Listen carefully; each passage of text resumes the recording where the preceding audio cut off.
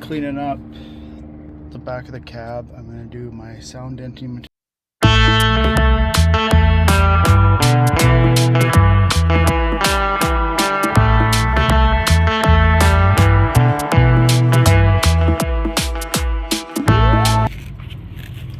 Got it in. I'll do the bottom after I clean up all my wiring, and then I've got some thicker stuff up there. I'll do the front of the floor of the cab, and that should work pretty good. I will do the headliner with the bubble stuff just to help out with some heat. Got some sound deadening material down on the floor. It's from that Temu site. I will order some more of it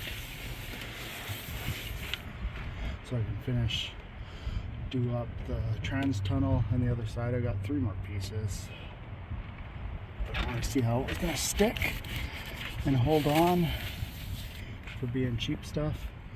And I got the bubble wrap all in, get the bubble insulation stuff in. It's all under the seat. Seat's back in, center console's in.